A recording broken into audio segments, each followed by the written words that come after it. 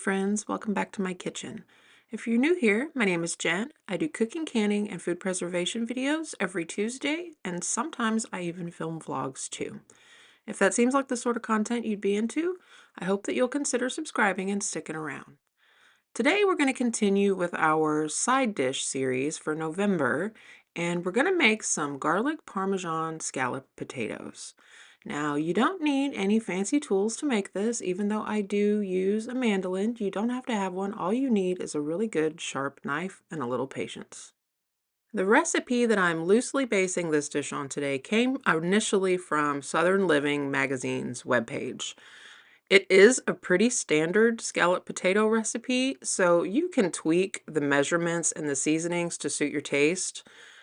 For example, I'm using slightly more potatoes than their recipe called for because I have 6 adults to feed, and I'm using more cheese and a little more cream because I'm making more. So feel free to tweak the seasonings or the amounts to suit your personal tastes, and it should be fine. So you're going to start off with about 2 or 3 pounds of Yukon Gold potatoes, get them all peeled and washed, and then after that, you're going to slice them super thin. Now, you can do this with a knife. You just want to make sure that you go slow so your potatoes are all cut uniformly. I'm going to use a mandolin today. I have nicknamed this mandolin the Mangler, and that's because it has a story that goes with it.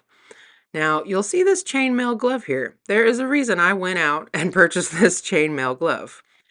This mandolin was a gift to me from my mother-in-law. And before she gifted it to me, it was a gift to her from one of her friends, because the first time that her friend used this mandolin, she promptly hacked off a chunk of her finger with it and decided she was never going to use it again. So I decided instead of just using the guard, I was going to take my safety to another notch and buy a chainmail glove. That's optional. If you're comfortable with using the glove, get a glove. If you're comfortable using the guard, by all means, use the guard. But please, if you are using a mandolin, be careful. If you would like to keep your fingerprints, be careful. So I'm cutting these all pretty thin.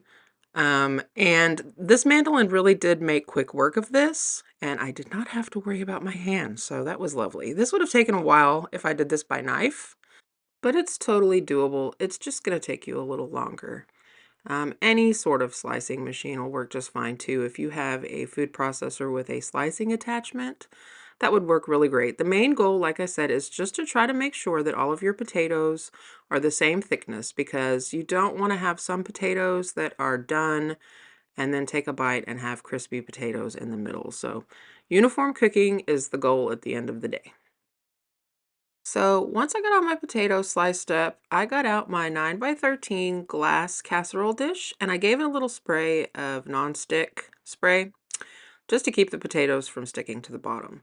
And I'm just going to separate each individual potato and layer them up. I don't want like a big stack of potato slices all stuck together, because then every single potato isn't going to have that wonderful, creamy, cheesy coating on the outside of it. So just take the time to layer your potatoes in, and it'll be a much better result in the end. So in a large bowl, I'm going to put about 3 cups of heavy whipping cream. I'm going to get every drop of that too, because oh my goodness, the price of whipping cream these days is outrageous. So scrape that bowl out. And to this, I am going to add some salt and black pepper. I'm not going to give you a measurement there. You can go based on the recipe that I link below, but I say season with your soul. And then to that, I'm adding about 3 or 4 cloves of garlic.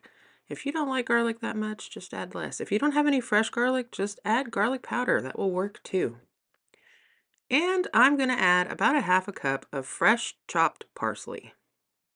And then you're just going to make sure that this is all mixed in really well, that the salt and pepper are dissolved or incorporated into the heavy cream.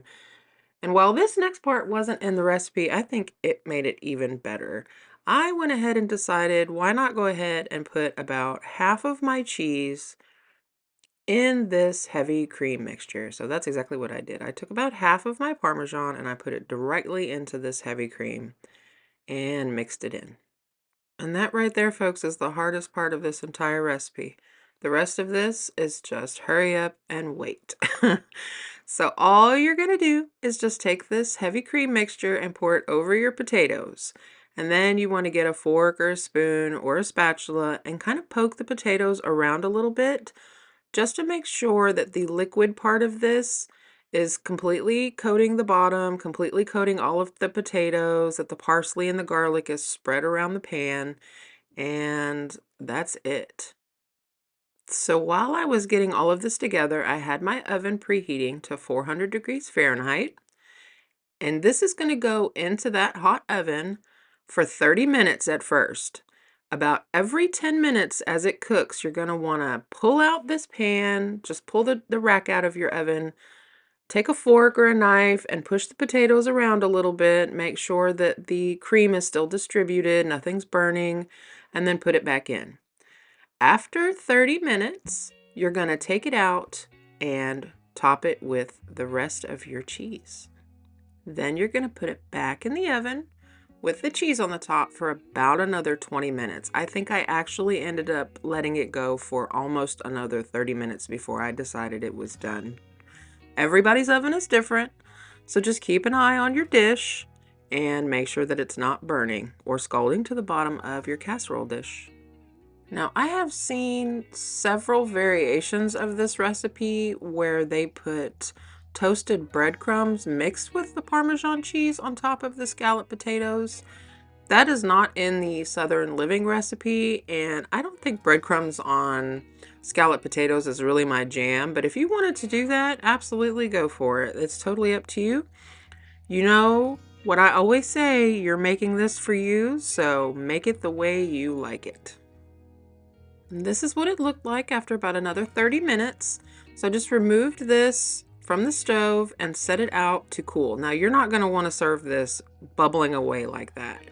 I did top it with a little more black pepper and a little dried parsley, and I let this sit and kind of calm down while I finished dinner. On this night we had meatloaf and green beans from the garden, so in the time it took me to get the other stuff finished, this was ready to serve, and it was spectacular. As you can see, it's like ooey gooey and cheesy, and the smell of garlic was strong. It was amazing. In fact, my family ate this entire pan of potatoes in one night with supper. So I hope you guys give this a try. It's delicious, and it would be perfect for Thanksgiving. That's all I have for you this week, friends. Until next time, happy cooking.